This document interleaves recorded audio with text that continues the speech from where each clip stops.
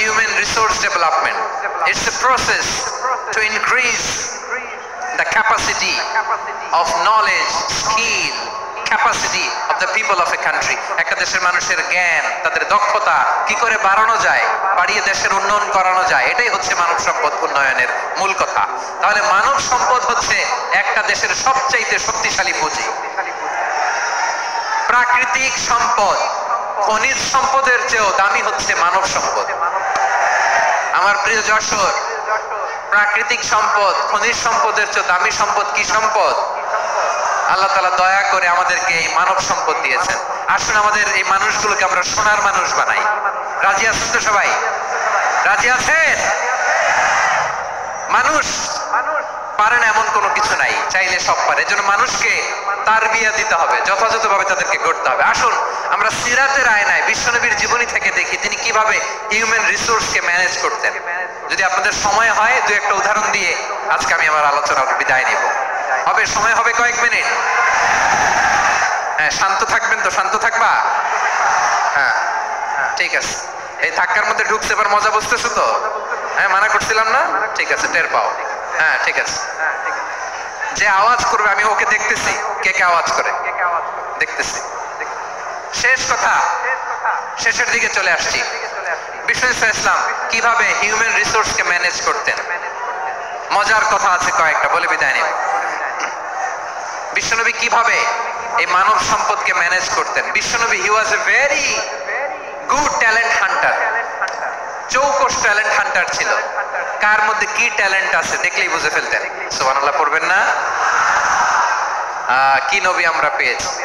He was a very good talent hunter. আমার নবী তিনি চৌকস ট্যালেন্ট হান্টার ছিলেন। কার মধ্যে কি প্রতিভা বের করতেন, ওই প্রতিভাকে ইসলামের কল্যাণে কাজে লাগাতেন। সুবহানাল্লাহ বলেন। যাকে যেই জায়গায় সেট করলে ভালো হবে তাকে ওই জায়গায় সেট করতেন। কয়েকজন সাহাবীর জীবনী শোনাই। আবু মাহজুরা রাদিয়াল্লাহু তাআলা আনহু, মক্কার মুয়াজ্জিন, আগে ছিল মুশরিক, পরে হইছে মুমিন। উনি কিভাবে মুমিন হইলেন এই ঘটনাটা একটু আপনাদের শোনাতে চাই। তা আপনাদের তো সময় নাই হাতে। হ্যাঁ সময় আছে? এই জেনজি শেষ করে দিল আজকের প্রোগ্রামটা। 1 ঘন্টা ধাক্কা ধাক্কি করে কেমনে দাঁড়ায় আছে আমি বুঝলাম না।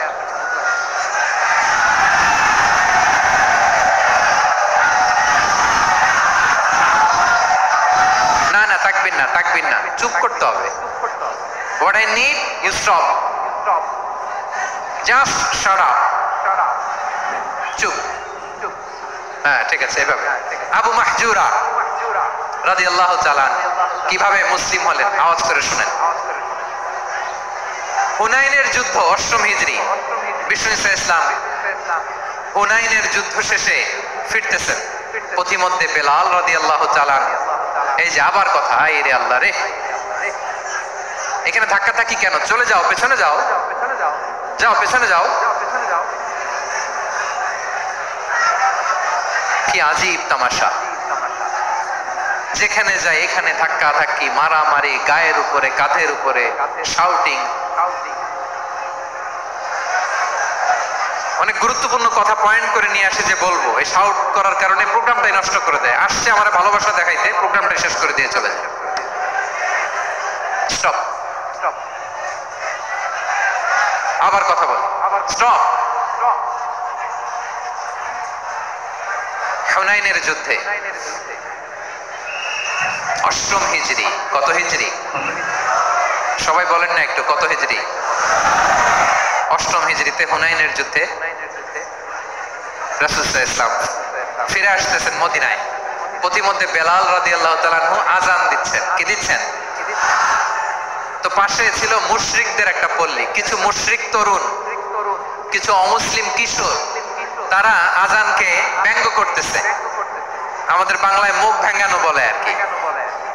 বেলাল রাদিয়াল্লাহু তাআলা আনহু আযান দিচ্ছেন, ওই বাচ্চাগুলো মুশরিক, তো ওরা আযানকে ব্যঙ্গ করতেছে, বিকৃতি করে ওরাও আযান দিচ্ছে। উদ্দেশ্য হচ্ছে আযানকে নিয়ে ঠাট্টা করা। উদ্দেশ্য কি? ঠাট্টা করা।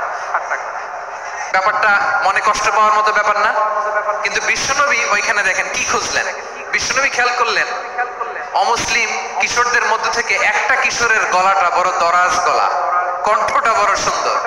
খেয়াল করে পরে দেখলেন যে কিছু কিশোর বেলালের আজানকে ব্যঙ্গ করে, বিকৃতি করে, কিন্তু একজনের কণ্ঠ দেখতে পাচ্ছেন না এত দূরে, কিন্তু কণ্ঠটা বড় সুন্দর, দরাজ গলা। বিশ্বনবী সাহাবীদেরকে বললেন, ধরো এগুলারে, ধরো। সবগুলারে ধরে বিশ্বনবীর সামনে আনা হলো। ওরা হাঁটু গেড়ে বসলো। বিশ্বনবী বললেন, তোমাদের মধ্যে কে যেন ব্যঙ্গ করে আজান দিচ্ছিল, তার গলাটা বড় উঁচু, গলার বেসটা বড় মজবুত, মেলোডিয়াস, সুমধুর কণ্ঠ, কে? আবু মাহজুরা বলে, আমার বন্ধুরা সবাই আমার দিকে আঙ্গুল দেখায়, আমি পড়ে গেছি বিপদে। রাসূল সাল্লাল্লাহু আলাইহি ওয়াসাল্লাম বাকি অমুসলিম তরুণদেরকে ছেড়ে দিলেন, বললেন তোমরা যাও। এবার আবু মাহজুরারে পাইছে। আবু মাহজুরার চুলের মধ্যে হাত দিলেন বিশ্বনবী, মাথায় হাত দিয়ে বললেন, এবার আজান দাও দেখি। আবু মাহজুরা বলে, আমি তো আজান দিতে জানি না, কারণ আমি তো বেলালেরটা শুইনা দিছি, আমার তো মুখস্থ নাই, আমি তো আজান দিতে জানি না। বিষ্ণু বললেন, জানো না? তাহলে আসো, আমি তোমারে শিখাই দেই। সুবহানাল্লাহ পড়েন। আবু মাহজুরা হাঁটু গেড়ে বসে, বিশ্বনবীর মোবারক হাত আবু মাহজুরার চুলের মধ্যে। বিশ্বনবী আজানের মুআল্লিম আবু মাহজুরাকে বলতেছে, ঠিক আছে তোমারে শিখাই দিচ্ছি, আমি যা যা বলবো আমার সাথে সাথে বলো, পারবা? আবু মাহজুরা বলে, পারবো। বিশ্বনবী আজান দিচ্ছেন, মাথায় হাত দিয়ে, আল্লাহু আকবার, আল্লাহু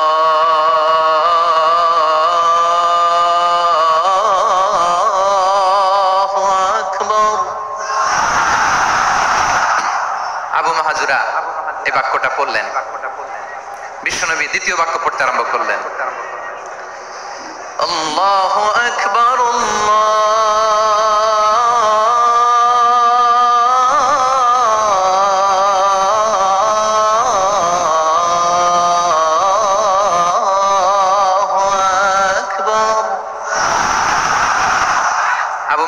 এই বাক্যটা বললেন। বিশ্বনবী আবু মাহজুরার মাথার মধ্যে হাত দিয়ে তৃতীয় বাক্য বললেন, আশহাদু আল্লা ইলাহা ইল্লাল্লাহ,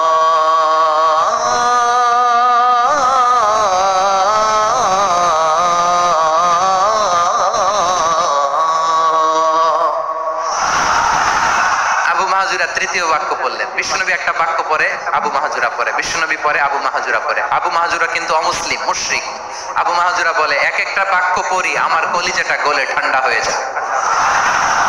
এতদিন মোহাম্মদকে গালি দিতাম, এখন মোহাম্মদ আমার মাথায় যখন হাত রাখছে আমার সারা শরীর ঠান্ডা হয়ে গেছে।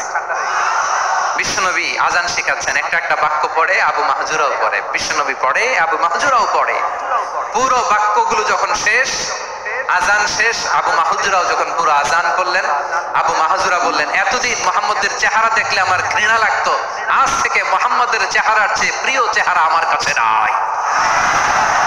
আবু মাহজুরা বললেন, ও মুহাম্মদ, আজানের বাক্য তো আপনি আমারে শেখালেন, এখানেই শেষ করবেন না, আপনি আমারে পড়ায় দেন, লা ইলাহা ইল্লাল্লাহ মুহাম্মাদুর রাসূলুল্লাহ সাল্লাল্লাহু আলাইহি ওয়াসাল্লাম।